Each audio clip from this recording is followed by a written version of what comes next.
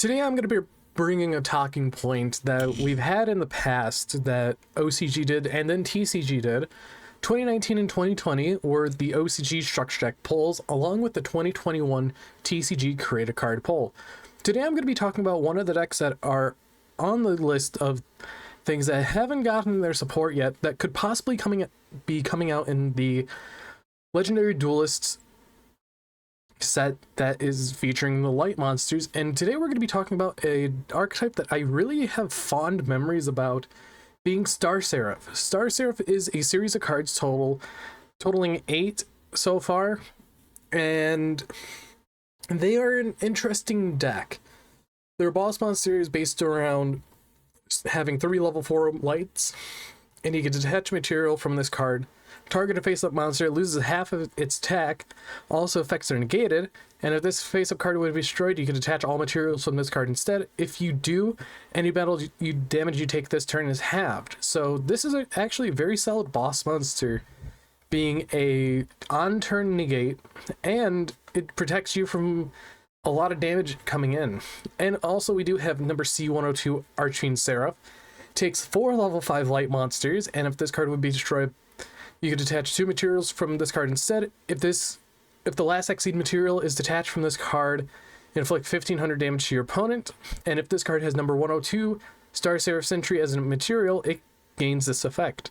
Once per turn, you can detach 1 material from this card, then target 1 face-up monster your opponent controls, change that target's attack to 0, and if you do, negate its effect.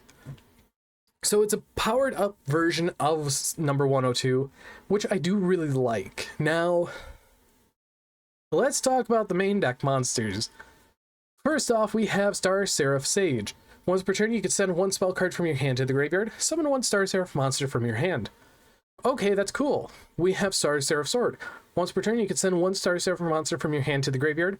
This card gains attack equal to the original attack of the sent monster until the end of phase. It's alright. Then we have Star Seraph Scout. If this card is normal summoned, you can special summon 1 Star Seraph monster from your hand. Then we have Star Seraph Scale. When this card is special summoned, you can special summon 1 Star Seraph monster from your hand. Then you can place 1 light monster from your graveyard on top of your deck. An Exceed monster that was summoned using 3 or more monsters, including this card, on the field as an Exceed material gains this effect. Once per turn, while this card has Exceed material, if a monster is special summoned from the hand, immediately draw 1. Now, these were the core 4 that we had for a while, until we had Star Seraph Scepter. We all remember Scepter and Star Seraph Sovereignty. When this card is normal summoned, you can add 1 Star Seraph monster from your deck to your hand, except Star Seraph Scepter. An Exceed monster that was summoned using 3 or more monsters, including this card, adds on the field as material, gains this effect. When it is Exceed summoned, you can target 1 other card on the field, destroy it, and if you do, draw 1. Then we have Star Seraph Sovereignty, being cannot be used as a material for an Exceed summon except from an Exceed summon that uses 3 or more materials, which is completely fine. If you normal or special summon a Star Seraph monster, except during the damage step, you could special summon this card from your hand, and if you do, draw 1 card.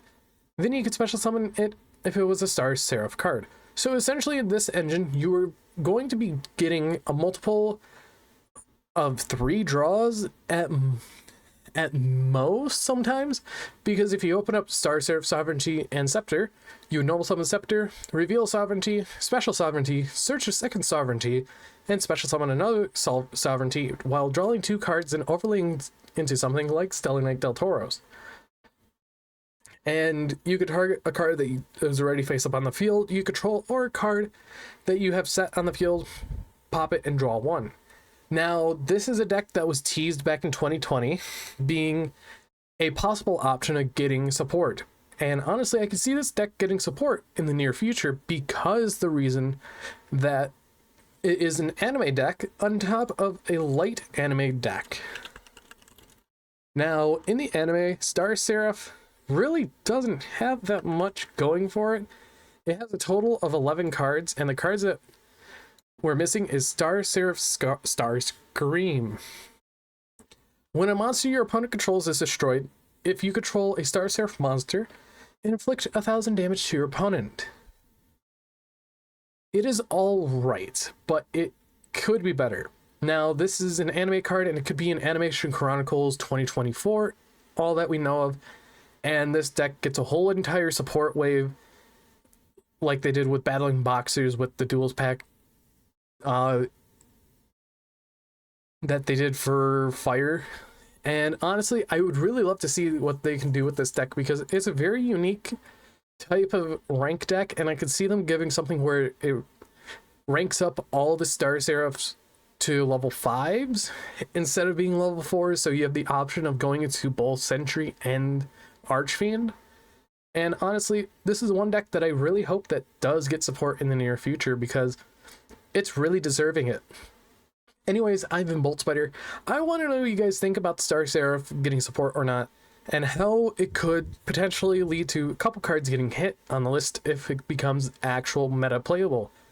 But anyways, see you guys in the next video.